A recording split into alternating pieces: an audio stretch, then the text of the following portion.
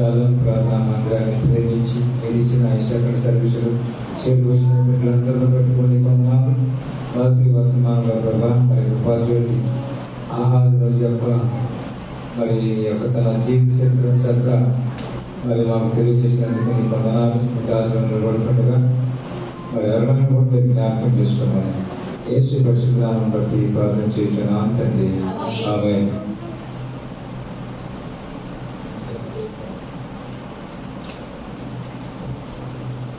దేవుని నామమున మీ అందరికీ వందనములు. దేవుడు మనకి ఇచ్చిన ఈ ప్రాముఖ్యమైన సమయాన్ని సద్వినియోగం చేస్తున్నాం. మీరు దేవుని కొరకు వెచ్చించే టైమే దేవుడు సన్నిధిలో మీకు కౌంటబుల్ అవుతుంది. మీరు లోకపరంగా ఎంత కష్టపడ్డారు, ఏం చేశారు అనేది అది మీ వ్యక్తిగతం. దానికి ఎక్స్ప్లెనేషన్ దేవుడు అడగడు. ఏదైతే దేవుని కొరకు నిలబడి మీ శరీరాన్ని ఇక్కడికి ఈడ్చుకుని వచ్చి దేవుని కొరకు ఆలోచించాలని, దేవుని కొరకు బ్రతకాలనే ఒక కృతనిశ్చయంతో మీరు ఉన్నారో దాన్ని దేవుడు కౌంట్ చేసుకుంటూ ఉంటారు. కాబట్టి మీ శరీరాలను దగ్గరగా పెట్టి అంతకు మించి మీ ఆత్మలను దేవుని కొరకు విలువ చేసే విధంగా ఏకాగ్రత కలిగి జీవించడానికి ప్రయత్నం చేయండి. మనము ఇక్కడే ఉంటాం, మన హృదయము ఎక్కడైనా తిరిగి వచ్చే ఛాన్స్ మనమే ఇస్తాం. ఎప్పుడు తెలుసా? దేవుని మీద అపనమ్మకం కలిగినప్పుడే. ఎప్పుడైతే దేవుని మీద నీకు నమ్మకం ఉందో అప్పుడు దేవుడు నాతో ఏం మాట్లాడతారు, ఎలా మాట్లాడితే నన్ను సరి చేసుకోగలను, దేవుడు నన్ను బలపరచగలరు. ఈ జర్నీలో అంటే మళ్ళీ నువ్వు దేవుని సన్నిధికి వచ్చే టైంలో నీకు ఎన్నో డౌట్స్ వచ్చి ఉంటుంటాయి. దేవుని గురించి కానీ, నీ వ్యక్తిగత అనుభవం గురించి కానీ, లేకపోతే లోకంలో ఉన్నటువంటి మనుషుల గురించి కానీ, ఇలా చెప్పుకుంటూ పోతే అడుగడుగునా నీకు క్వశ్చన్ మిగిలిపోయింది. కానీ ఈ జీవన వ్యాపారంలో, ఈ లోక సంబంధమైన వ్యవహార శైలిలో అన్ని మర్చిపోయి నేను భక్తుడిని, భక్తి పరుణ్ణి అనుకుంటూ ఇక్కడికి వచ్చేసాం. అనుకుంటూ మైండ్ యువర్ మై వర్డ్స్.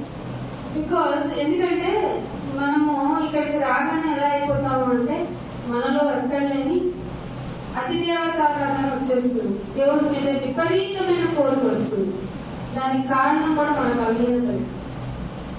ఏంటండి, ఇక్కడికి వచ్చి పాడటం తప్ప, ఇక్కడికి వచ్చి తప్పెట్లు కొట్టడం తప్ప అంటే అస్సలు కాదు. దేవునికి మనం నిశ్చయంగా ఇవి చేయాలి. ఎందుకంటే దేవుడు మనకు చేసిన మేలులు అలాంటివి. సో ఊపిరితో ఉంచడమే గొప్ప కదండి. ఊపిరితో ఉంచడమే గొప్ప. ఆ ఊపిరి అనేది వాల్యూ మీకు తెలియాలంటే ఒక్కసారి హాస్పిటలైజ్ అవ్వాలి. అవుతామా? ఈ శ్రమ నాకు వద్దు ప్రభు, నాకు దూరంగా తీసేయంటావు పేతురు గారు. యేసు ప్రభు వారిని ఏమన్నాడు పేతురు గారు? అసలు ఇది నీకు జరగదు నాయన, ఇది జరగకూడదంటే పేతురుతో మాట్లాడారా, ఇంకెవరైనా పర్సనాలిటీని తీసుకొచ్చాడు దేవుడు? సాతానా వెనక్కి పో అన్నాడు. సో సాతాను మీకు వైఫై లాగా మీ చుట్టూ తిరుగుతూనే ఉంటారు. మీరు అనుకుంటారు మీ కోపం తిరుగుతుంది అనుకుంటారు, మీ అసూయ తిరుగుతుంది అనుకుంటారు. అసలు వాటన్నిటికీ కారకుడే వాడిని కొత్త నిబంధనలో ఘట సర్పం అని, పాత నిబంధనలో ఆది దంపతుల దగ్గరికి పాము వలె అని. పాముకు అప్పుడు రెప్టైల్ అంటే కాళ్ళు ఉన్నాయి. దాన్ని శపించడం వల్ల దేవుడు దాని కాళ్ళు పోయి నువ్వు దేంతో పాకుతావు అని చెప్పాడు. పొట్టతో పాకుతావు, మన్ను తింటావు అన్నాడు. అయినా బుద్ధి వచ్చింది, దానికి రోషం వచ్చింది. ఎందుకు రోషం వచ్చింది అంటే అది కొంతకాలము భూమి మీద విడిచిపెట్టబడింది. క్లారిఫికేషన్ అండి. ఎందుకు నాకు శ్రమ రావాలి, ఎందుకు నాకు శోభలు రావాలి, నాకే ఎందుకు ఈ బాధలు అనుకునే మీకు ప్రతిదానికి జవాబు బైబిల్లో ఉన్నటువంటి వాక్య పరిశీలన మీకు లేదనుకోండి, వాక్యాన్ని గురించి అవగాహన లేదనుకోండి, మీరు ఖచ్చితంగా దేవుణ్ణి అనుమానిస్తారు. ఇది ఎంత డేంజరో తెలుసా? నీ అంతట నిన్ను నువ్వే నడిపించుకుంటూ ఎక్కడ పడిపోతావు వెళ్ళు? మండుచున్న అగ్నిగుండంలో. పోనీ శరీరమా అంటే కాదంటే శరీరం మట్టి, దానికే స్పందన లేదు. నువ్వు లేకపోతే పడేది ఏంటో తెలుసా? ఆత్మ. దాన్ని పురుగు అని చెప్పాడు దేవుడు. ఆ పురుగు చావదు, అగ్ని ఆరదు. ఇది కంటిన్యూషన్ ప్రాసెసింగ్. ఎక్కడ? హెవెన్ లో అనుకుంటున్నారండి. దేనిలో? పాతాళములో. అందుకే ధనవంతుడు యొక్క సిచ్యువేషన్, లాజరు యొక్క సిచ్యువేషన్ నీకు ముందు పెట్టాడు. నాన్న, నువ్వు లోకపరమైన శరీరపరమైన రోగంతో ఉన్నా నువ్వేం ఫీల్ అవ్వ మాకు. నా దగ్గరికి రావాల్సింది నీ ఆత్మ. నరుడు పెట్టిన దేవునికి పెట్టిన దీపము నరుని యొక్క ఆత్మ. నీలో ఉన్నది ఒక ఆత్మ అనేటువంటి ఆ అసలైన మెటీరియల్ ని మర్చిపోయేలాగా చేసేవాడే సాతాను. దాన్నే ఈ యుగ సంబంధమైన దేవత అని చెప్పింది బైబిల్. అది ముందు దేవతే కదండి. దేవుణ్ణి మైమర్పించేంతగా బాగా స్తుతించింది తెలుసా మీకు? స్తుతిస్తూ అనుకుందంట, దేవుడి తర్వాత ఎవరు? నేనే కదా అని హృదయంలో అనుకుందట. ఎక్కడ అనుకుంది? హృదయంలో అనుకుని గర్వించిందట. అక్కడ పుట్టింది పాపం. పాపం ఎక్కడ పుట్టింది అనుకున్నారు? భూలోకంలో కాదు. ఎక్కడ పుట్టింది? పరలోకంలో పుట్టింది. పరలోకంలో పుట్టిన సంగతి, హృదయంలో అనుకున్న సంగతి దేవునికి తెలిసింది. ఆఫ్టర్ ఆల్ నువ్వు సేవకుడివి, నా బిడ్డలు కదా ఉండాల్సింది అనుకున్నప్పుడు నీ బిడ్డలకి అన్ని సౌకర్యాలు ఇచ్చావు. సర్వెంట్ గా మమ్మల్ని ఏర్పాటు చేశావు. మేము లేకపోతే వాళ్ళకి ఏం జరుగుతుంది? సర్వెంట్ గా గాలిగా నా వాళ్ళు ఉన్నారు, వానగా నాలాంటి దేవదూతలు ఉన్నారు. మీకున్న ఈ పంచభూతాలు అంటే ఇదేదో సంస్కృత పదం అనుకోండి. 5 భూతాలుగా, భూతము అంటే దేవత అని అర్థం. మీరేమో భూతాన్నేమో దెయ్యం అంటారు. అది కాదు. భూతము అనేది సంస్కృత పదము. భూతములు అంటే అగ్ని, నీరు, నింగి, నిప్పు, గాలి, ఇవన్నీ పంచభూతాలు మానవునికి సేవ చేయడానికి ఉపయోగపడుతున్నాయి. ఒకసారి ఎప్పుడైతే మనిషి దేవునికి విరోధి అయిపోయాడో అన్ని ప్రకృతిలో ప్రతిదీ మనిషికి ఆపోజిట్ అయిపోయింది. ఎవరైతే దేవునికి విధేయతగా ఉన్నారో వాళ్ళకి ఈవెన్ ఆవగింజంత, నేను ఎప్పుడు చెప్తుంటాను కదా, ఆవగింజంత విశ్వాసం ఉండండి, పర్వతాన్ని పోమంటే పోతుంది అని హింట్ ఇచ్చాడు. అది జరుగుతుందా? అసలు జరగదంటే మనలో చాలా మంది విశ్వాసంగా లేరు. అందుకే యేసుప్రభు గారు నేను రిటర్న్ వస్తాను కదా సెకండ్ కమింగ్ టైంలో, మనుషుల్లో ఏం కనుక్కుంటాను? విశ్వాసాన్ని కనుగొంటానా? 18 చూడండి. మనుష్య కుమారుడు తిరిగి వచ్చే టైంకి మనుషుల్లో విశ్వాసాన్ని కనుగొంటాను. ఇప్పుడు మనం దేని గురించి ప్రాక్టీస్ చేయాలంటే విశ్వాసాన్ని ప్రాక్టీస్ చేయాలి. విశ్వాసం నమ్మితే వచ్చేసేది మాత్రమే కాదు, ఆ విశ్వాసము కంటిన్యూగా ప్రాసెస్ లో ఉండాలి. ఒక్కొక్కసారి మనకు వచ్చే ఇబ్బందుల వల్ల కానీ, మనకు వచ్చే ప్రతికూల పరిస్థితుల వల్ల కానీ ఆ విశ్వాసము దెబ్బతినే పరిస్థితులు సాతాను కలగజేస్తాడు. అర్థమవుతుందా? దానికి నీ జీవితంలో అతి విలువైన దాన్ని తీసేయచ్చు, అతి ఖరీదైన దాన్ని నీ దగ్గర పెట్టవచ్చు, లేదంటే నీకే ఎన్నో బలహీనతలు కలిగించవచ్చు. ఇవన్నీ జరుగుతూ ఉన్నప్పుడు నీ లైఫ్ డిస్టర్బ్ అయిపోతా ఉంటది. అలాంటి సమయంలో నీకు ఆదరణ కలిగించేది దేవుని మాట మాత్రమే, దేవుని వాక్యము మాత్రమే. అందుకే యెషయా గ్రంథము 7వ అధ్యాయము 9వ వచనం చూడండి. షోమ్రోను ఎఫ్రాయిములకు రాజధాని, షోమ్రోనునకు రెమల్యా కుమారుడు రాజు మీరు నమ్మకుని ఎలా స్థిరపడకయుందురు. అండర్లైన్ చేసుకోండి. మీరు నమ్మక ఉండని ఎడలా మీలో స్థిరత్వమే ఉండదు. ఇది ఈరోజు దేవుడు మీతో మాట్లాడుతున్న మాట. ఆహాజ్ గారితో మాట్లాడే history is not important for us now. వాళ్ళు ఎలా ఉన్నారు, ఎలా చేశారనేది కేవలం మనకి ఒక దృష్టాంతం మాత్రమే.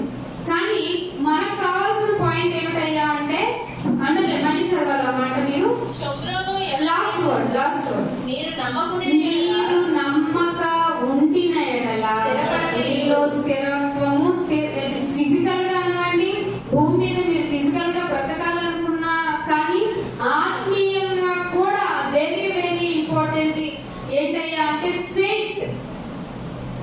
అర్థమవుతుందా? విశ్వాసం అనేది నిరీక్షింపబడు వాటి యొక్క నిజ స్వరూపాలు. మీరు విశ్వాసానికి ఏదైనా రూపం ఉంటే చూపించండి అని ఎవరన్నా బయట వారు ప్రశ్నించే ఏతు అడుగు ప్రతి వానికి నువ్వు ఒక నిజ స్వరూపం ఇమేజ్ ఎవరయ్యా అంటే నేనే. ఏంటమ్మా అంటే నా కొరకు నిజంగా ఏర్పాటు చేసి ఉంచిన ఆ మహాలోకం కోసం ఈ భూమి మీద ఏ లోటు ఉన్నా ఐ డోంట్ కేర్ అనాలి. నువ్వు నాకు లోటు లోటు ఉందయ్యా అని ఏడవకూడదు. నాకు లోటు కలుగుతుంది ఏంటి నాయనా, నాకు బాధ కలుగుతుంది ఏంటి నాయనా, నాకే ఎందుకు నాయనా ఈ శ్రమ, నన్నే ఎందుకు నాయనా ఒంటరివాడిగా చేసావు, అసలు నన్నెందుకు నాయనా చెయ్యి విడిచేసావు అని అనకూడదు. నీకు ఫెయిత్ ఉంటే తండ్రి నా పని కంప్లీట్ చేసేసాను అనాలి నీ చివరి శ్వాస విడిచే టైంకి. అది ఫెయిత్ అంటే. విశ్వాసము నిరీక్షింపబడు వాటి యొక్క నిజ స్వరూపము. హెబ్రీ 11లో ఉంటుంది కదా, తెలుసు కదా మీకు. మళ్ళీ అన్ని రిఫరెన్స్లు ఇస్తే ఇంకో గంట అయిపోద్ది. మీ విశ్వాసాన్ని పరీక్షించుకోవాలి. ఆ పరీక్షించుకుంటున్నప్పుడు డైరెక్ట్ అయిపోవాలి. ఎవరో తెలుసా విశ్వాసం అంటే? I am the image of the faith అనేయాలి మీరు. అర్థమవుతుందా? ఇంత ఫెయిత్నెస్ మీలో రాకపోతే మీలో ఏది పని కార్యము సఫలీకృతము కానేరుగా చెప్తుంది. కార్య ఆరంభము కంటే కార్య అంతమే వెరీ వెరీ వెరీ ఇంపార్టెంట్. నువ్వు స్టార్టింగ్ లో మందిరానికి ఎలా వచ్చావో అది అంతవరకు నీ కంటిన్యూస్ ప్రాసెస్ జరగాలి అంటే నీలో ఫెయిత్ అలాగే ఉండాలి.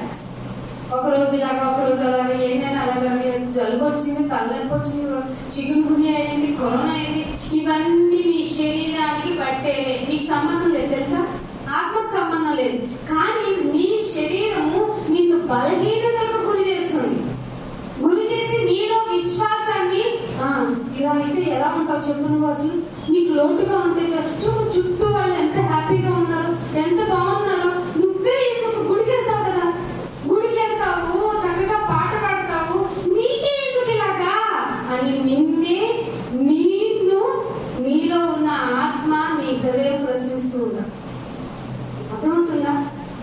అలా ప్రశ్నించే టైంకి నీకు నీవు సమాధానం చెప్పుకోలేని స్థితిలో ఉన్నావనుకో, ఇమీడియట్ ఈ వారం వెళ్ళకపోతే ఏంటంటే ఈజీగా మానేస్తావు. ఈజీగా దానికి రీజన్స్ ఇక్కడ చెప్పుకుంటావు. కానీ అసలు నీకు నువ్వు ఒక రోజు చెప్పుకోలే పరిస్థితి ఉంటుంది చూసావా, నీ మీద నీకే అసహ్యం వస్తుంది. ఆఫ్టర్ ఆల్ దీనికోసమా నేను దేవుని సన్నిధిని వదిలిపెట్టేశాను, ఆఫ్టర్ ఆల్ దీనికోసమా, అదే ఎంత తప్పు చేశాను. దేవుని యొక్క మందిరము నేను వాకబుల్ డిస్టెన్స్ లో ఉన్నా కూడా వెళ్ళలేదా? అయ్యో కొంచెం సమీపంగానే ఉన్నా నాకు మాటలు వినపడుతున్నా నేను వెళ్ళలేదా అని ఏడుస్తాడు. పడక మీదకి వెళ్ళిపోయే పరిస్థితిని కూడా కలగజేస్తాను నీకు బుద్ధి తేవడానికి అని చెప్పాడు దేవుడు. అంతవరకు తెచ్చిన నీకు నువ్వు మారలేదు అంటే దేవుడు నీకు పరలోకం ఎందుకు ఇవ్వాలంటారు? అసలు మనం ఈ భూమి మీద స్థిరమైన వాళ్ళం కాదు కదా. ఎవరు చెప్పండి, మన ఆది దంపతులు ఏమైనా ఉన్నారా, మన పితరులు ఏమైనా ఉన్నారా, కొన్ని 100 సంవత్సరాల క్రితం వారు ఏమన్నా ఉన్నారా? ఒకరిద్దరు ఏదో వాళ్ళ ఆయుష్ని బట్టి దేవుడు ఇచ్చిన వాళ్ళ టైం బట్టి తప్ప మిగతా ఎవరు పర్మనెంట్ గా ఉన్నారు? ఒక్కరు లేవు. ఎవ్వరూ పర్మనెంట్ కాదండి బాబు, అందరూ పోవాల్సిన వాళ్ళమే. కానీ మనకి ఈ విషయాన్ని గుర్తు పెట్టుకోలేకుండా చేసేది ఎవరు అనుకుంటున్నారు? అపవాది నిర్ణయించండి. మనకు మనమే వేసేసుకుంటాం, మనకు మనమే బిజీ చేసేసుకుంటాం మన లైఫ్ ని. ఏ విషయాలు చెప్పండి? చదువు అని, కుటుంబం అని, సంసార జీవితం అని, కంపెనీ బాధ్యతలని, ఇంకా లోకంలో పోయి మనం కల్పించుకునే పద్ధతులు ఏంటి? దేవుని పని తప్ప అన్ని పనులు మనమే. దేవుడి పని అంటే అసలు ఇక్కడికి వచ్చి ఇందాకే విన్నాను కదా, కనీసం నమ్మిక ఉంచటం అనేది కూడా చెయ్యలేని విశ్వాసపు విశ్వాసనా? చెప్పండి, ఆలోచించండి. మీరు ఎందుకు వింటున్నారు? మీరు కేవలం వినేవారిగా ఉండకూడదు అంటున్నాడు దేవుడు. మళ్ళీ ఇలా వెళ్లే కొందుకు నీలో ఒక పూర్ణము సంపూర్ణ తత్వం వచ్చినప్పుడు, నాకు ఏం జరిగినను, నా శాలలో పశువులు లేకపోయినను, నా ద్రాక్ష తోట కాపు కాయకపోయినను, నేను యెహోవాను సేవించటం మానను. ఈ కాన్సెప్ట్ లో ఉంటున్నారా మీరు? జరిగించదంటే మాకెందుకు చెప్తాం అంటున్నారా? అయితే మీ విశ్వాసంలో ఏదో పొల్యూషన్ జరిగిపోయింది. అందుకనే ఒక మాట చూపిస్తాను చూడండి. అదే యెషయా గ్రంథము 30వ అధ్యాయము. యెషయా గ్రంథము 30వ అధ్యాయము 15వ వచనం. 30వ అధ్యాయము 15వ వచనం. ప్రభువును ఇశ్రాయేలు యొక్క పరిశుద్ధ దేవుడునకు యెహోవా ఇలాగ సెలవిచ్చుచున్నాడు, మీరు మరలి వచ్చి ఊరకుండుట వలన అది ఊరకుండుట వలన రక్షింపబడెదరు. చాలా మంది విశ్వాసంలో బలహీనులు అయిపోయి లోకంలో ఉండిపోతున్నారు, కానీ ఓన్లీ బాడీ ప్రజెంట్ అవుతుంది మందిరానికి వచ్చి.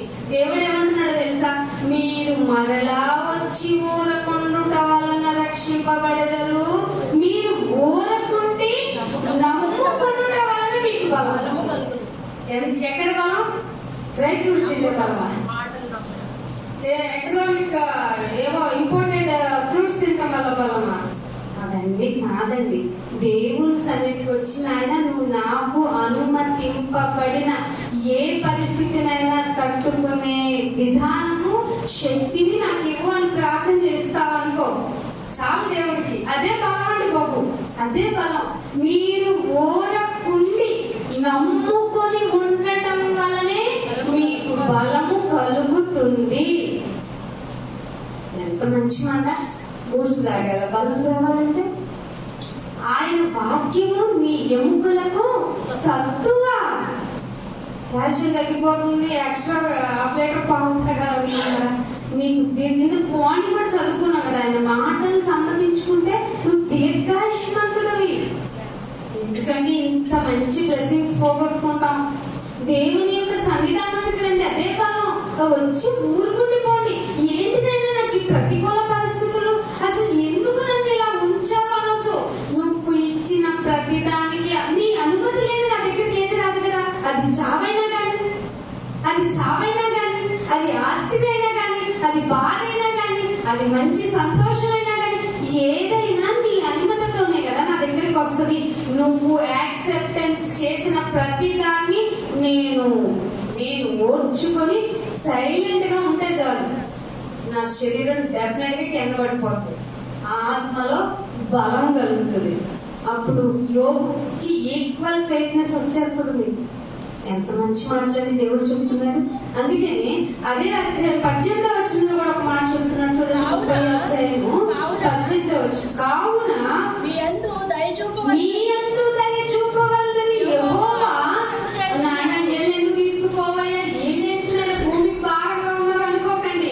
దయ చూపాలనే ఆలస్యం చేస్తున్నాడు. నువ్వెవరు ఎదుటివారు చావు కోరుకోవడానికి?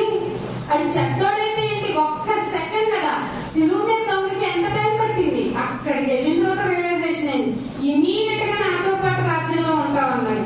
ఎంత మంచి ఛాన్స్ పెట్టేశాడు. మీరు కూడా అదే, మీ శత్రు మిమ్మల్ని ఇబ్బంది పెట్టే ఎవరైనా కానీ, మీ రక్త సంబంధులైనా, మీ యొక్క కొలీగ్స్ అయినా, లేదంటే మీతో పాటు చుట్టుపక్కల ఉన్నవాళ్ళు ఎవరైనా, వాళ్ళు నువ్వు ఎంతగా బాధపడుతున్నావో దేవుడికి తెలియజేసా. వాళ్ళతో మాత్రం వద్దు, అసలు వాళ్ళతో ఆర్గ్యుమెంట్స్ వద్దు. నువ్వు నీ యొక్క బాధని దేవునికి మాత్రమే తెలియచేయి. దేవుడిని తెలియజేస్తే ఆయన చూసుకుంటాడు. అందుకే యుద్ధము అది. మీరు మాత్రం పార్టిసిపేట్ చేయండి అంతే. యుద్ధం యెహోవాదే, కానీ మీరు సైనికులు, అది మర్చిపోకండి. మీకు ఏ బాధ, ఇబ్బంది, అది ఎంత ప్రతికూల పరిస్థితి అయినా, చావు కలిగించేదైనా, దుఃఖము, బహుదుఃఖము కలిగించేదైనా ఎవరికి మొరపెట్టుకోమన్నాడు? నాకు మొరపెట్టుకో. నీ మీద దయ చూపాలని యెహోవా ఆలస్యము చేయుచున్నాడు. కరుణింపవలనని ఆయన నిలబడి ఉండటం ఏంటండి? మిమ్మల్ని కరుణించడానికి మీ దగ్గర కలెక్టర్ వస్తాడా? నీకోసం ఏదైనా హెల్ప్ చేస్తానని వెయిట్ చేస్తాడా చెప్పండి? మీకేమైనా సీఎం పిఎం నిలబడి ఉంటారా చెప్పండి? దేవుడు నిలబడి ఉన్నాడటండి మిమ్మల్ని కరుణించాలని. ఎంత తగ్గించుకుంటున్నాడండి మనల్ని రక్షించుకోవడానికి. మిమ్మల్ని కరుణించాలని ఆయన నిలవబడి ఉన్నాడు. యెహోవా న్యాయము తీర్చు దేవుడు. అర్థమవుతుందా? ఏంటినైనా మాకు న్యాయం జరగటం లేదనుకోవద్దు. ఆయన న్యాయము తీర్చు దేవుడు. ఆయన నిమిత్తము కనిపెట్టుకునే వారందరూ పిచ్చోళ్ళు కాదు. ఎవరి కోసం కనిపెట్టుకోవాలి? దేవుని కోసం మాత్రమే. న్యాయం జరగాలని ఏ కోర్టుకి వెళ్ళక్కర్లేదు, న్యాయం జరగాలని ఏ స్టేషన్కి వెళ్ళక్కర్లేదు, న్యాయం కావాలని ఏ ప్లకార్డు పట్టుకోనక్కర్లేదు. దేవుడు న్యాయవంతుడు. ఆయన కొరకు కనిపెట్టుకుని వారు మాత్రమే ధన్యులు. అర్థమవుతుందా మీకు? మనం ఎవరి దగ్గర ఉన్నామో ఒక కోర్టు ఒక జడ్జి కానీ, హైకోర్టు జడ్జి కానీ ఒకళ్ళంటే ఒక కట్టసి ఉంటది, ఇంకొకళ్ళంటే ఒక కట్టసి ఉంటది. నా కులమోడు, నా వర్గమోడు, నా ప్రాంతమోడు ఉండొచ్చేమో మనిషికి. దేవుడికి ఉంటదండి? పక్షపాతి కాడు, ఆయన న్యాయము తీర్చువాడు. కాబట్టి ఎవరి మీద డిపెండ్ అవ్వాలి మనం? అందుకే మీరు నమ్మకము కలిగి ఉంటేనే స్థిరత్వంగా ఉంటారు. అది లేదు కాబట్టి ఆహాజు దెబ్బతిన్నాడు. అది లేదు కాబట్టే మనం కూడా మన యొక్క జీవన విధానంలో దెబ్బతింటున్నాం. అందుకే ఒక మాట చూపిస్తాను చూడండి. యెషయా గ్రంథము 62వ అధ్యాయం. యెషయా గ్రంథము 62వ అధ్యాయం చూడండి. 62వ అధ్యాయము 7వ వచనం. యెహోవా జ్ఞాపకర్తలారా. ఎవరిని జ్ఞాపకం చేస్తుంది ఈ బ్యాచ్ వచ్చి? దేవుణ్ణి జ్ఞాపకం చేస్తుంది. యెహోవా జ్ఞాపకర్తలారా, మీకు విశ్రాంతి వద్దు. ఎందుకు ఆయన విశ్రాంతి వద్దంటే జ్ఞాపకం, దేవుణ్ణి మర్చిపోయే వాళ్ళు ఉన్నారు కాబట్టి ఆయన్ని జ్ఞాపకం చేయాలి మీరు. దానికోసం మీరు రెస్ట్ మాత్రం తీసుకోకండి. బలం ఇచ్చేది ఆయన కదా, బలం ఇచ్చేది ఆయన కదా. ఆయన యెహోవా జ్ఞాపకర్తలారా విశ్రమింపకుడి. ఎందుకంటే దేవుడు రాజ్యము, యెరూషలేము అంటే మీకేంటో అర్థం అవ్వాలి. పాత నిబంధన చదువుతున్న వారంతా ఈ మాటలు దృష్టాంతములు కాబట్టి నూతన యెరూషలేము ఏంటో మీకు రిఫరెన్స్ లో కూడా ప్రకటన గ్రంథంలో చెప్పాను. ఈ నూతన యెరూషలేము అంటే పరలోకమే. ఆ పరలోకాన్ని స్థాపించేంత వరకు లోకమందంతటా దాన్ని ప్రసిద్ధి అంటే చెబుతూ ఉంటే దానికి నేను ఫేమ్ వస్తా ఉంటాయి. దాన్ని ప్రసిద్ధి కలగజేయ వరకు ఆయన్ని కూడా విశ్రమింపనీయకండి. మీరు ఎవరిని గెలుతూ ఉంటారు? పద్దాక పక్కింటోళ్ళని, ఎదురింటోళ్ళని, అధికారుల్ని విశ్రాంతి లేకుండా కలుగుతా ఉంటారు. మిమ్మల్ని మీరు ఎవరిని కలవాలట? మహాదేవుని కలవండి. ఆయన్ని కూడా విశ్రమింపనీయకండి. ఆయన తన దక్షిణ హస్తము తోడనియు బాహుబలము తోడనియు యెహోవా ఇలాగ ప్రమాణం చేస్తున్నాడు. నిశ్చయముగా ఇక నీ ధాన్యము నీ శత్రువులకు ఆహారంగా. ఇది ఇశ్రాయేలుకు చేసిన ప్రామిస్. అయితే అదే అధ్యాయంలో 11వ వచనంలో చూడండి ఏమంటున్నాడు? ఆలకించండి. భూదిగంతముల వరకు దేవుని యొక్క సమాచారం వెళ్ళాలంటే నాకు రెస్ట్ కావాలంటానండి. ఓ విశ్వాసి, నిన్నే భూదిగంతముల వరకు ఆయన యొక్క సమాచారం తెలియజేయవలసిన బాధ్యత నీకు ఉన్నప్పుడు విశ్రాంతి కోరుకోవచ్చా? ఏమన్నాడు? యెహోవా సమాచారమును ప్రకటింపజేసి ఉన్నాడు. ఇదిగో రక్షణ ఎక్కడో లేదు, నీ యొద్దకు వచ్చేస్తుంది. నువ్వు తీసుకోవట్లేదంటే, నీకు ప్రొటెక్షన్ అంటే నాకు రక్షణ వద్దంటే నేనేం చేయాలి? తొందరగా నేను భూమి మీద నుంచి తీసేయాలి. దేవుని మాట అంటాను, దేవుని మాట. రక్షణ నీ యొద్దకు. కరోనా వ్యాక్సిన్ మీకు ఎక్కడికి తీసుకొచ్చి ఇచ్చారు? పలానా సెంటర్కి వెళ్ళిపోండి, మీకు ప్రొటెక్షన్ అంటే వెళ్ళలేదా? 1 dose, double dose, booster dose కూడా వేయించుకున్నారు. ఇప్పుడు బాధలు పడుతున్నారు. ఎందుకు వెళ్ళారు? ప్రొటెక్షన్ కోసం. మా కరోనా నుంచి తప్పించుకోవాలి. ఆఫ్టర్ ఆల్ లోక సంబంధమైన రోగం నుండి తప్పించుకోవడానికి రక్షణ ఇస్తున్నామంటే నేను వేయించుకున్నారే. రక్షణని మీ యొద్దకే తీసుకొచ్చాడు. దాన్ని కాపాడుకోవాలి కదా. రక్షణ పొందేసావు, దాన్ని కాపాడుకోవాలి లేదా? ఎందుకని? రక్షణ తీసుకుపోయేవాడు ఉన్నాడు. ఎందుకంటే విశ్వాసాన్ని చెడగొట్టేవాడు ఉన్నాడు. ఎలా చెడగొడతాడో ఒక ఎగ్జాంపుల్ చూపించిన ప్రకటన గ్రంథము 13వ అధ్యాయం. మీ విశ్వాసం ఎలా పడుతుందో సింపుల్ గా చెప్పేస్తాను చూడండి. 13వ అధ్యాయం 5వ వచనం చూడండి. ప్రకటన గ్రంథము 13వ అధ్యాయం. దంబపు మాటలను దేవుని యొక్క దూషణను పలుకు ఒక నోరు దానికి ఇవ్వబడింది. ఎవరికి ఇవ్వబడిందంట? 13వ అధ్యాయం మొదటి నుండి చదువుకోండి. ఘట సర్పానికి ఇవ్వబడింది. ఆ ఘట సర్పం ఎవరో కాదు, మన తండ్రి అయిన అపవాది. అంతే కదా. దేవుడు అన్నాడు, నీ తండ్రి యొక్క అపవాది సంబంధం రా మీరు అన్నాడు. దానికి ఏమి ఇవ్వబడిందంట? దంబంగా మాట్లాడతాడు. మాట్లాడతారంట. మీరు గమనించుకోండి, ఈ డిసీజ్ చాలా మందికి సంఘంలో ఉంది. డంబంగా ఎందుకు మాట్లాడుకోవాలి? అసలు దేవుడు లేని ఏ పని జరగదు. నా వల్ల అయిపోద్ది, నేనే చేసేస్తాను, నాకు నీకు అసలు నేనేంటో అని చెప్తున్నారు చూసారా? వాళ్ళతో జాగ్రత్తగా ఉండండి, ఇంక్లూడింగ్ యూ అండ్ మీ. ఓకేనా? డంబపు మాటలు పలుకు ఒక నోరు. దానికి ఇంకొక మీరు జాగ్రత్తగా గమనించాలి. ప్రస్తుత సంబంధమైన సిచ్యువేషనల్ గా మీకు దేవుని గురించి దోషణ ఎక్కువగా జరిగిపోతుంది. మీరు అనుకుంటున్నారు మనుషులు ఊరికి కోపంతో చేసేస్తున్నారు అనుకోకండి. దేవుడే ఇచ్చాడన్న సంగతి మీకు తెలుసా? దేవుడే ఇచ్చాడు. ఇదేంటి దేవుడు ఇవ్వడం ఏంటి? నాకేం అర్థం కావట్లేదంటారా? 2 సమయాల గ్రంథము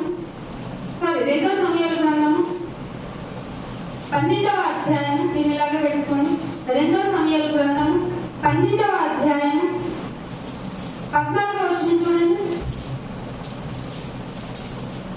2 సమయాల గ్రంథము 12వ అధ్యాయం 14వ వచనం. అయితే ఏంటి నాయన ఈ డంబపు మాటలు? దేవదోషం జరిగితే ఏ ప్రాబ్లం అయిందంటే, ఈ కార్యము వలన యెహోవాను దూషించుటకు, మన తండ్రి అయిన దేవుణ్ణి దూషించటానికి ఆయన శత్రువులకు నీవు గొప్ప కారణాన్ని కలగజేశావు. ఎందుకో తెలుసా? నిజమే, ఈ దేవుణ్ణి ఇట్లా దూషిస్తున్నాడు, అసలు నిజమేనంటావా? మనం నమ్ముకునే నమ్మకం అని ఆలోచిస్తారు చూసారా? తప్పమని లేక పక్కన పెట్టేస్తాడు. ఫర్ ఎగ్జాంపుల్ యోహాన్ గారు తెలుసు కదా, ఆయన ఫుడ్ ఏంటి? యేసు ప్రభు వారు రాకముందు మార్గాన్ని సరళం చేయడానికి, ఆయన చెప్పులు కూడా మోయటానికి నేను పాత్రును కాను అని తగ్గించుకొని, బట్టల గురించి ఆలోచించుకోకుండా, ఫుడ్ గురించి ఆలోచించకుండా, అరణ్యములో వేయబడిన కేకాని యెషయా గారి ద్వారా ప్రవచనం చెప్పించుకున్న ప్రవక్త ఉన్నాడే, ఆయన ఎక్కడున్నాడో తెలుసా? పరలోకంలో చివరి బెంచ్ లో ఉన్నాడు. ఎందుకో తెలుసా? పరిచర్య ఎంత చేస్తున్నాడు. యేసు ప్రభువు ముందు కంటే బాప్టిస్ట్ కార్యక్రమం చేయిస్తున్నాడు. వస్తున్న ఇశ్రాయేలు చూసి ఒరే పాపిస్ట్ జనాంగమా అని తిట్టేశాడు. వాళ్ళు రక్షణ పొందడానికి వస్తున్న వాళ్ళని నిష్పక్షపాతంగా భయం లేకుండా వాళ్ళని కోపంతో వాళ్ళని గద్దించితే ఒక ప్రతికూల పరిస్థితి వచ్చింది ఫెయిత్ గురించి. ఆయన తీసుకెళ్ళి ఎక్కడ పడేశారు?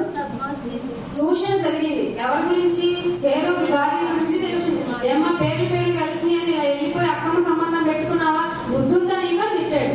అది ఆవిడ మనసులో పెట్టుకొని, నాకు కావాల్సింది బంగారం వద్దు, ఇంకేమొద్దు, రాజ్యం వద్దు, తల కావాలి అయింది అని. ఈ లోపు తీసుకొచ్చి ఎక్కడ పడేశారని? జైల్లో పడేస్తే శిష్యులతో కబురు పంపించారు యేసుప్రభు వారిని. ఇంటికి చదవండి, నువ్వు నిజంగా యేసుక్రీస్తు వారేనా, ప్రవచన ప్రకారం వచ్చిన యేసుక్రీస్తు వారేనా అనేసాడు. మీలో అలాంటి ఫెయిత్ చొరబడటానికి కారణాలు కలిగించబడతాయి. అందుకే దేవుని గురించిన దూషణ జరుగుతుంది. మీకు మీ దేవుని గురించి ఏ స్థానం ఉంది, ఎంత ఫెయిత్ ఉంది? ఈ కార్యములకు హేతువు దేవుని గురించి దూషణ జరిగితే అసలు నీకు ఏ విధంగా నమ్ముతున్నావు? ఆయన చెప్పుకున్నాడు, నేను నిజమైన దేవుణ్ణి, అల్ఫా ఒమేగా అన్నాడు, ఇంకేమన్నాడు? ఆది అంతము నేనే అన్నాడు, నేను ఉన్నవాడిని అన్నాడు. ఇవన్నీ ఊరికే అంటున్నావా? నిజంగా నమ్మిక ఉంచావా? ఇవన్నీ నీలో ఉన్న కలర్స్ ని బయటికి తీయాలంటే ఆయన గురించిన దేవ దూషణ జరగాలని ఘట సర్పానికి కొంచెము టైం ఇవ్వబడింది. అందుకే అది దంబంగా తిట్టేస్తా ఉంటది. ఏంటి మీ దేవుడా ఎలా పుట్టాడు? అసలు ఎలా పుడుతుంది? ఒక భార్యకి భర్తకి సంబంధం లేకుండా మరి ఎలా కలిగింది? అలాంటి మాటలు కలగజేస్తాడు. 3 మేకులు పీకోలేడు కదా మీ దేవుడు అంటాడు. డ్రెస్ లేదు మీకు దేవుడు అంటాడు. ఒక నిజమే కదా, దేవుడు అంటే అన్ని ఉండాలి కదా, బంగారం ఉండాలి కదా, ఆయనకే సరిగ్గా పట్టలేనప్పుడు మనకెందుకు ఇస్తాడు అని అనుకుంటున్న నీకు ఆయన వస్త్రముల గురించి వేలం జరిగిందన్న విషయం నీకు బైబిల్లో రాయబడి ఉంటే, ఆ 3 మేకులు నా కోసం కదా పొందిందని ఇంకా ఏడుస్తావు. అన్నవాని గురించి కూడా నువ్వేం చేస్తావు? ప్రార్థన చేస్తావు. అర్థమవుతుందా బైబిల్ ఎలా నేర్చుకోవాలో? అనేసాడు అని బాధపడకండి. దేవుడిచ్చిన అనుమతులవి. మీలో విశ్వాసం యొక్క తీవ్రతను తెలియజేయాలంటే నమ్మిక స్థిరముగా ఉందో లేదో పరీక్షలు జరుగుతాయి. పరీక్షలో నెగ్గాలి. నువ్వు అనుకుంటున్నావు, అయ్యో ఈ లోకం యొక్క సంసార జీవన వ్యాపారాన్ని ఎదలేకపోతున్నాను, ఇంకా దేవుడి గురించి నా ఆలోచన ఏంటనుకుంటే నువ్వు తాళ్ళు గింజవే. ఈ గింజలు ఏమన్నాడట సాతాను, దేవుడు శిష్యులు వచ్చేసి యేసుప్రభు వారి దగ్గరికి దెయ్యాలు వెళ్ళిపోతుంది ఆయన అన్నారంట. అంటే ఆయన అన్నాడంట, మిమ్మల్ని గోధుమ గింజలు జల్లించినట్టు జల్లించడానికి వాడు చూస్తున్నాడు రా, నేను మీ గురించి ప్రార్థన చేస్తున్నాను అన్నాడు. చదువుకోను, చదవకపోతే మీ విశ్వాసం దెబ్బతింటదండి బాబు. కాబట్టి మీ యొక్క ఆలోచన, అందుకే 15వ అధ్యాయం యోహాను సువార్త 15వ అధ్యాయం 18వ వచనంలో చూడండి ఏమంటాడు. యోహాను సువార్త 15వ అధ్యాయం, యోహాను సువార్త 15వ అధ్యాయం 18వ వచనం. లోకము మిమ్మల్ని ద్వేషించిన యెడల బాబోయ్ ఏంటినైనా మేము క్రైస్తవులు అంటే మమ్మల్ని తిట్టేస్తున్నాము, ఏంటినైనా మేము నీ పేరు చెప్పుకోవాలంటే భయంగా ఉన్నట్టుగా పరిస్థితులు ఏర్పడుతున్నాయి. Don't care. ఏమంటున్నాడో తెలుసా, లోకము మిమ్మల్ని ద్వేషించింది అంటే మీరు ఒక విషయం తెలుసుకోవాలి. మీకంటే ముందు నన్ను ద్వేషించిందిరా. పచ్చి మానుకే ఇలా చేస్తే ఎడిగిపోయి మిమ్మల్ని లేదా, పచ్చి మానుకే అలా చేశారు వాళ్ళు. లోకము మిమ్మల్ని ద్వేషించిన ఎడల మీకంటే ముందుగా నన్ను ద్వేషించిందని మీరు రిమైండర్ పెట్టుకోండి. నిన్నెవరైనా ద్వేషిస్తే బాబో ఏంటైనా మాకు ఈ శ్రమ, నిన్ను నమ్ముకుంటే శ్రమలు వస్తాయి. ఎందుకంటే ఆయనే ద్వేషించేశారు వాళ్ళు. ఇదిగో ఇలా చెప్తుంది కదా, పద్దాక శ్రమ అంటుంది, ద్వేషం అంటుంది. నేను అస్సలు భయపడి శ్రమలు ఇరుకులో విశాలతను కలగజేసేది ఎవరు? దేవుడే. అది ఫెయిత్ అంటే. సర్వ సంపూర్ణతలోనికి నువ్వు రావాలి, వస్తేనే పరలోకం. నమ్మితే రక్షింపబడతాం. దాన్ని అంతవరకు కొనసాగించితేనే పరలోకం వెళ్తాం. అందుకే ఇంకో మాట చూపిస్తాను. యోహాను సువార్త 1 యోహాను రాసిన పత్రిక 5వ అధ్యాయం 10వ వచనం. దేవుని కుమారుని యందు విశ్వాసం ఉంచువాడు ఎవరి ఏందంట డైరెక్ట్ గా క్లియర్ గా చెప్తున్నాడు. 10వ వచనం. దేవుని యోహాను 1 యోహాను రాసిన పత్రిక 5వ అధ్యాయం 10వ వచనం. దేవుని కుమారుని యందు దేవుని యొక్క కుమారుని యందు విశ్వాసం ఉంచువాడే తనలో తాను ఒక సాక్ష్యాన్ని కలిగి ఉంటాడు. మీలో ఏ సాక్ష్యం? నిన్ను బాగు చేశాడనే సాక్ష్యం ఒక్కటేనా? నీకు మేలు చేశాడన్న సాక్ష్యం ఒక్కటేనా? నన్ను కాపాడుతూ ఉన్నాడు ఒక పెద్ద డేంజర్ నుంచి అనే సాక్ష్యం ఒక్కటేనా? అదొక్కటే ఉంటే సరిపోదు. ఏముండాలట? దేవుని కుమారుని యందు విశ్వాసం ఉంచువాడు తనలోనే ఈ సాక్ష్యాన్ని కలిగి ఉంటాడు. ఏమిటయ్యా అంటే, దేవుణ్ణి నమ్మిన వాడు ఆయన తన కుమారుని గూర్చి ఇచ్చిన సాక్ష్యము, తన కుమారుని గూర్చి ఇచ్చిన సాక్ష్యము నమ్మలేదు కనుక అతడు యేసుప్రభు వారు తన కుమారుడు నిజంగా పంపించాడంటారా? అట్లాంటి చంప మీద కొడితే ఎవరికైనా రోషం వస్తుంది కదండి. పైగా అంత అధికారం ఉందట కదండి. ఒక్కసారి చెబితే ఎన్నో వ్యూహాల సైన్యము వచ్చి ఈ డిస్ట్రాయ్ చేయగలిగినంత కెపాసిటీ ఉన్నవాడట కదండి. నిజంగా కుమారుడు వచ్చాడంటారా? వచ్చినా అన్ని దెబ్బలు ఎలా తిన్నాడంటండి? ఒకటి తక్కువ 40 దెబ్బలు తిన్నాడా? ఏంటండి మేకులు కొట్టించుకుంటే అరవలేదా? తిట్టలేదా? బలంతో పొడిచినా ఏం మాట్లాడలేదా? ఇదంతా నమ్మసక్యంగా లేదండి అనుకున్న వాళ్ళంట దేవుణ్ణి అబద్ధికునిగా చేసిన వాళ్ళే. ఎవరు వీళ్ళంతా? విశ్వాసులే. ఫెయిత్ ఎలా డిస్ట్రాయ్ అవుతుంది? అందుకే అంటాడు, ఆ సాక్ష్యమేదనగా దేవుడు మనకు నిత్య జీవమును దయచేసెను. ఇది నీ సాక్ష్యం అవ్వాలి. ఆఫ్టర్ ఈ భూమి మీద జరిగే మేలు గురించి మాట్లాడతావేంటి నువ్వు? అసలు నిత్య జీవం ఈ లోకంలో ఎవరు ఇవ్వలేరు. ఆ దేవుని యొక్క కుమారుని ద్వారానే జరుగుతుంది. నిత్య జీవం ఆ సాక్ష్యం ఏదైనా అండర్లైన్ చేసుకోండి. మీరు సాక్ష్యం చెప్పే ప్రతిసారి నిత్య జీవము. నిత్య జీవం ఇస్తావా? ఇది దీనికి నేను అర్హుడిని కాదే, అర్హురాలు కాదే అని అనుకుంటున్నప్పుడు నా కుమారుని ద్వారా మిమ్మల్ని కుమారులను చేసేసుకున్నాను. ఎఫెసీ పత్రిక 1:4-6 కలిసి ఉంటాయి కదా. క్రీస్తు ద్వారా మనల్ని కుమారులుగా చేసుకున్నాడు ఆయన రాజ్యానికి. ఏమంటున్నాడు? మనకు నిత్య జీవమును దయచేసను, ఈ జీవము కుమారుని యందు ఉన్నది. కుమారుడు ఎవరు? కుమారుడు ఎవరు? వాక్యమై ఉన్నాడు. ఆయన లేకుండా ఏది కలగలేదు. ఇంకా ఏంటి నీ సాక్ష్యం? ఇంకా ఏంటి సంపూర్ణ సాక్ష్యంలోకి రండి. నిత్య జీవం ఇస్తానన్నాడు. ఇది గుర్తు పెట్టుకోండి. ఇది వెరీ వెరీ వెరీ ప్రెషియస్. అమూల్యమైన తన రక్తం ఇచ్చి కొనుక్కున్నాడు. ఇంకొక రక్తం లేదు. ఇంకొక రక్తం వల్ల ఈ పని జరగదు. ఆ అమూల్యమైన రక్తము ద్వారానే మనకి పాప క్షమాపణ. మీరు ఇంటికి వెళ్ళి అడగండి, లేదంటే నీ ప్రియమైన వారి దగ్గరికి వెళ్ళి చెప్పండి, నా ద్వారా ఒక తప్పు జరిగింది, క్షమిస్తావా అని అడగండి. ఒకసారి ప్రాక్టికల్ గా చెయ్యండి. అస్సలు వారి నోటి నుండి వచ్చే మాటలు మీరు భరించలేరు. అది మానవ సహజ లక్షణం. కానీ పరమదేవుడు ఎలా ఉన్నాడో తెలుసా? అది మీ పాపాన్ని నేను ఎన్నటికీ జ్ఞాపకమే చేసుకోను అన్నాడు. మనిషి ఎక్కువ, దేవుడు ఎక్కువ? దేవుడే కదండి. అందుకే నీ హృదయంలో ఏముండాలో చెప్తాను చూడండి. కీర్తనలు 119వ కీర్తన, 119వ కీర్తన పెద్ద కీర్తన కదా ఇది. దీని కంఠపదం చేయాలి చూద్దాం. 23వ అధ్యాయం చదివేసాము. మాకు కంఠపదంగా వచ్చింటారు కదా. ఇది చేయండి. 119వ కీర్తన 11వ వచనం చూడండి. నీ ఎదుట నేను పాపం చేయకుండా ఉండాలి నాయన. నీ ఎదుట అనగానే ఎక్కడున్నాడు ఆయన? ఇందుగలడు అందుగలడు ఎందెందు వెతికినా నో. భూమి ఆయన పాదపీఠం, ఆకాశం ఆయన సింహాసనం. ఎక్కడున్నాడు ఆయన? భూమి మీద. భూమే ఇంకా ఆయన దృష్టిలో. అందులో నువ్వు ఎంత డస్ట్ పార్టికల్ కన్నా ఇంకా నానో పార్టికల్. అర్థమవుతుందా?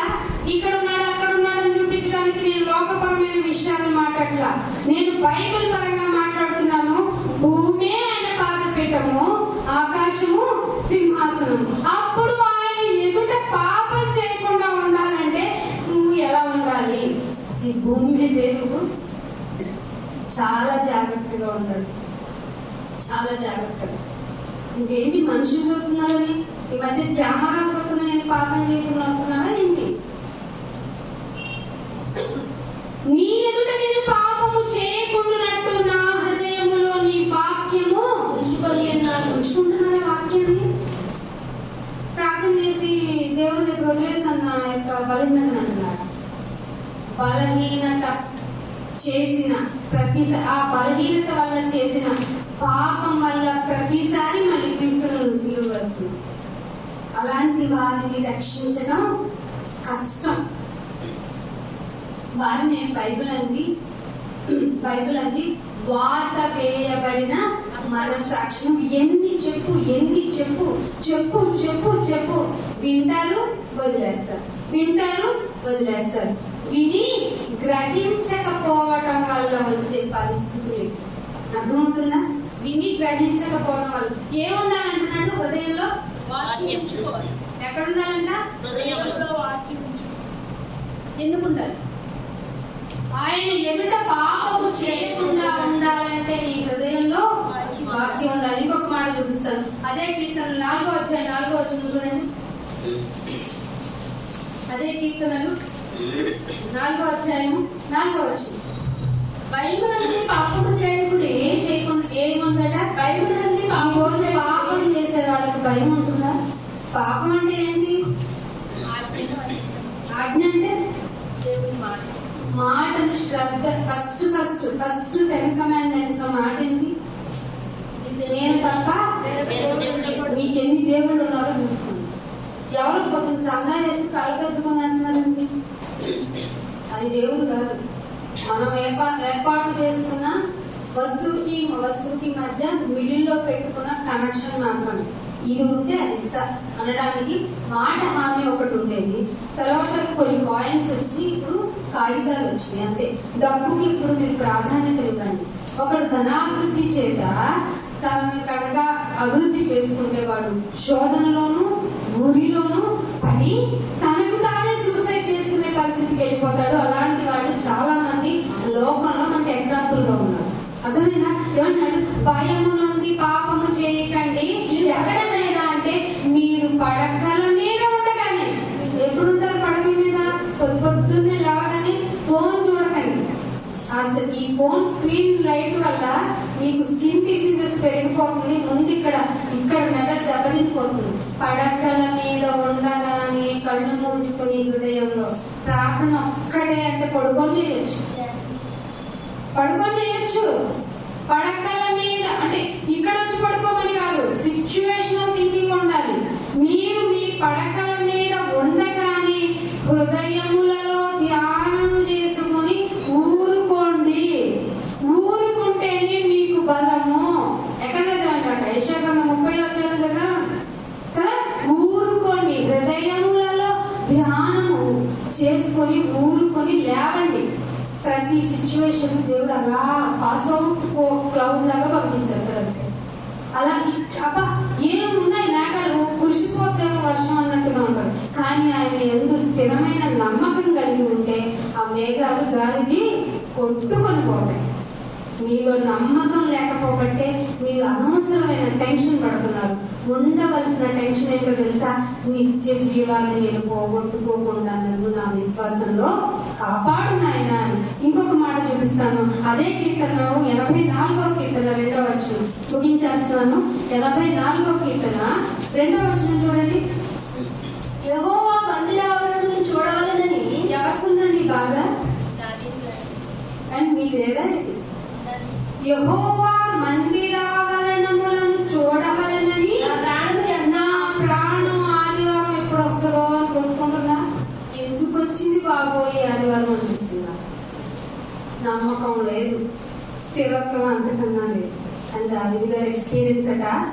యెహోవా మందిరావరణములను చూడవలెనని నా ప్రాణము ఎంతో ఆశపడుతుంది, పైగా సొమ్మసిల్లిపోతుంది. ఎక్కడము అని చూడటానికి మన దగ్గర కారణాలు ఎత్తుకొని మనం సొమ్మసిల్లిపోతాం. కానీ ఎట్టాగైనా కానీ ఏమైనా చుట్టాలు వస్తే ఎందుకని మానేయాలో చెప్పండి. ఒక అరగంట కూర్చోండి, మెసేజ్ అయిపోయిన తర్వాత సార్ పర్మిషన్ తీసుకొని, పాస్టర్ గారు పర్మిషన్ తీసుకొని వెళ్ళొచ్చు కదా. చుట్టాలు వచ్చారని ఆగిపోతావా? పిల్లలు ఏడిపిస్తున్నారని ఆగిపోతావా? పిల్లలు లేదనే కదా ఇక్కడికి వచ్చి ఏడ్చావు. ఆ పిల్లల్ని వాళ్ళ వంక పెట్టుకుని దేవుని మందిరానికి రాలేదంటే శిక్షకి ఎవరు వెళ్తున్నారు? +1+1 వాళ్ళని నువ్వు కలిసి ఇద్దరు కలిసి ఇచ్చిపోతున్నావు. నీ బిడ్డను నీ అంతటి నువ్వే నరకంలో వేస్తున్నావు అనమాట. ఏమన్నాడు ఇప్పుడు? ఆశపడుచున్నది, సొమ్మసిల్లుచున్నది జీవము గల దేవుడు. చెప్పండి, ఆశమాషి దేవుడు కాదు. నువ్వు పెట్టుకున్న స్టాట్యూ ఫిగర్ కాదు ఆయన. అసలు ఆయన పేరే ఏమిట? జీవము గల దేవుడు. జీవము గల దేవుణ్ణి దర్శించుటకు నా హృదయము, నా శరీరము ఆనందంతో కేకలేస్తుందా? మీకు అప్పుడు అసలు ఆనందంతో కేకలు. ఈ ఎక్స్పీరియన్స్ రండి. దావీదు ఒక్కడే హృదయానుసారుడు అవ్వడు, మనం కూడా అయిపోతాం. హృదయము శరీరము ఆశపడాలి. కేకలు వేస్తుందంటే ఎప్పుడు వెళ్తాను నేను నీ సన్నిధికి. ఉందా మీకు? ఉందా? పరీక్షించుకోండి. ఎందుకంటే టేబుల్కి వెళ్తున్నాం. టేబుల్ అంటే ఆయన శరీరం అనుకుని పట్టు తినేసి రవ్వడంలో క్యూలో నిలబడి తాగేసి అయ్యా ఇవాళ బల్ల తీసేసుకున్నాం. వారంతా కాపాడేస్తాడు. ఆమె వెళ్ళిపోతున్న పుట్టి జనాంగమా, దేవుడు మీకు చెప్తుంది ఏంటంటే, నా మందిరావరణంలో మీరు రావాలి అని ఎందుకు అనుకోవాలంటే జీవము గల దేవుణ్ణి దర్శించుకోవటానికి. ఆయన ఎలా ఉంటాడు చెప్పండి?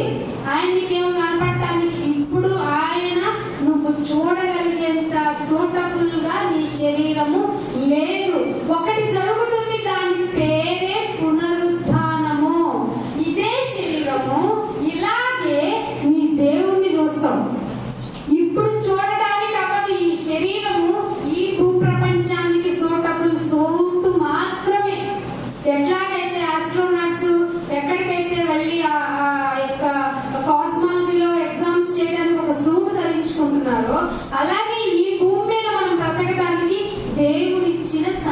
కరువు చెప్పాడా లేదా బైబిల్లో? దాన్నే మనం సూట్ అంటున్నాం. అలా అయితే అర్థమవుతుందని. ఏమంటున్నాడు? నా శరీరము ఆనందం ఈ లోపు నేనేం చేయాలి నాయన అంటే ఎఫెసీయులకు రాసిన పత్రిక 5వ అధ్యాయం 19వ వచనం. ఎఫెసీయులకు రాసిన పత్రిక 5వ అధ్యాయము 19వ వచనం. నేనేం చేయాలి నాయన అంటే చెప్తున్నాడు దేవుడు. చూడండి 19వ వచనం. ఒకరినొకడు కీర్తనలతోనూ ఒకరినొకడు సంకీర్తనలతోనూ సంగీతములతోనూ ఆత్మ సంబంధమైన పాటలతో హెచ్చరించుకోవాలి. హెచ్చరిక మాటలు చెప్తారంటే పద్దాక అనకండి. దేవుడు అంటేనే ఆయన మాట అగ్ని వంటిది. అగ్ని వంటి మాటని కొన్ని మానవ శరీరాలను సాధనం చేసుకుంటున్నప్పుడు ఆయన చెప్పిస్తున్నప్పుడు అగ్ని వంటి మాట హెచ్చరికగా అయితే నువ్వు యాక్సెప్ట్ చేయట్లేదంటే ఆయన దహించు అగ్ని. మరి దహించు అగ్ని మాడి మసైపోతావు కానీ చావే, అంతే కదా. ఆత్మ చావదు, అగ్ని ఆరదు. అందుకే ఆత్మ సంబంధమైన పాటలతో హెచ్చరించుచు మీ హృదయములలో అండర్లైన్ చేసుకోండి. మీ హృదయములలో ప్రభువును గూర్చి పాడండి, కీర్తించండి, హెచ్చరించుకోండి. ఒకరినొకటి హెచ్చరించుకోండి. ఎంత పని ఉందండి విశ్వాసులకి? పని లేదా? చాలా పని ఉంది. దర్శించుకోండి, జీవము గల దేవుని దర్శించుకోండి. వచ్చి మందిరంలో ఈ పని చేయండి. లాస్ట్ ఒక మాట చెప్తున్నాను. రోమిలకు రాసిన పత్రిక 9వ అధ్యాయము.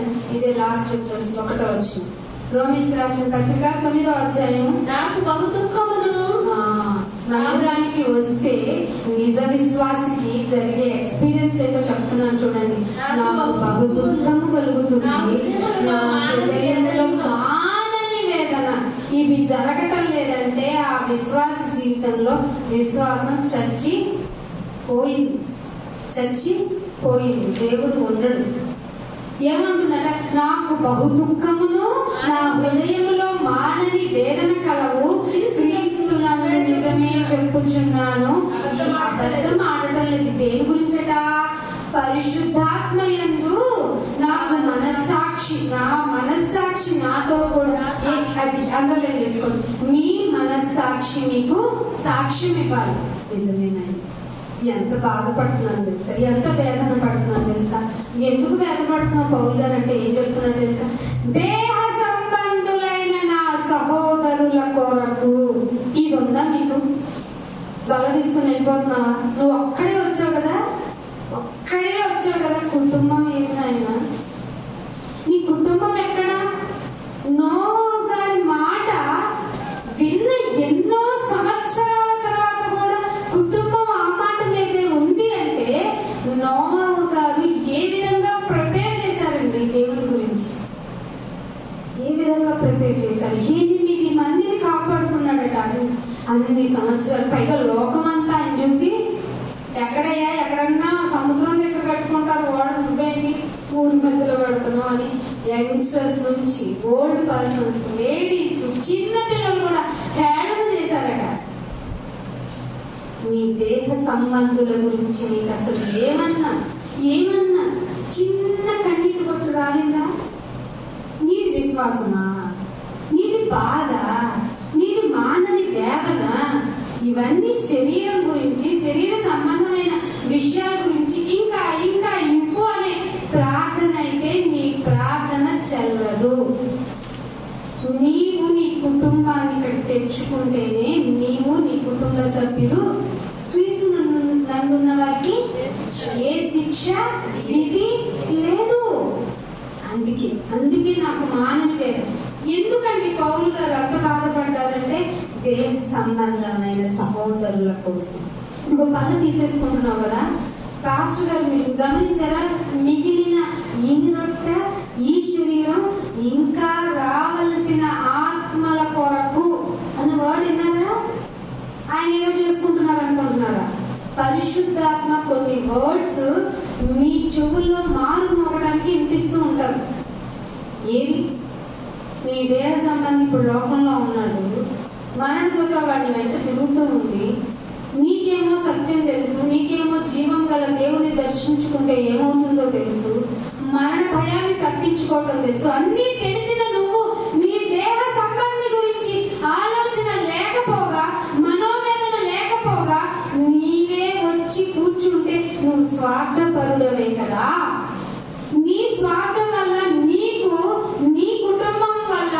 ఇద్దరు కలిసి మళ్ళీ ఎక్కడికి వెళ్ళిపోతున్నారు. ఆ వాక్యం కూడా ఉంది.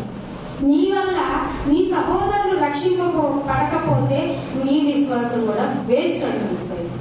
కాబట్టి ఆలోచించండి, పరిశీలన చేసుకోండి, మిమ్మల్ని మీరు పరీక్షించుకొని పరలోకం చేరుకోండి. ఇటు ధన్యత దేవుడు మీ అందరికీ దయచేయాలని కోరుకుంటూ నా మాటలు ముగిస్తున్నాను. ప్రార్థన చేసుకుందాం.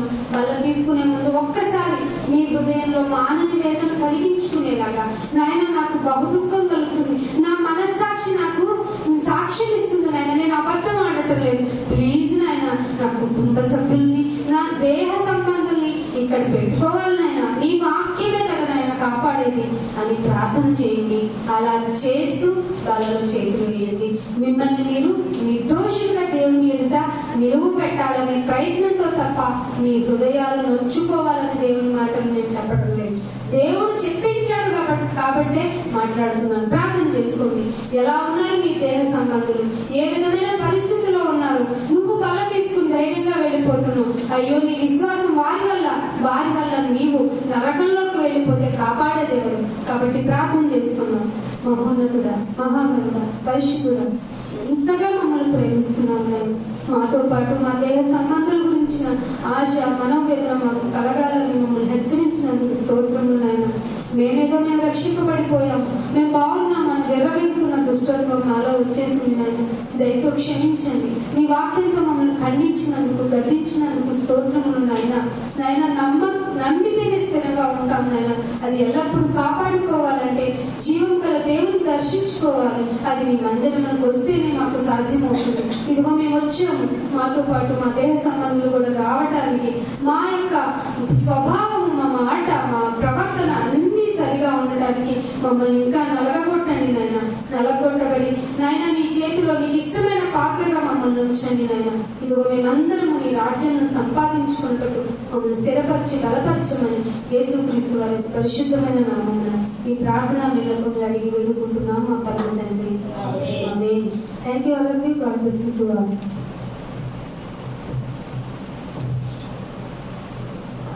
మంచిది ద్వారా ఆరాధనలోకి వెళ్దాం. ఆరాధన చేసినప్పుడు మిగతా వాళ్ళు ఎవరో ఖాళీగా ఉండదు. దేవుడిని ఎందుకు పంపించారు?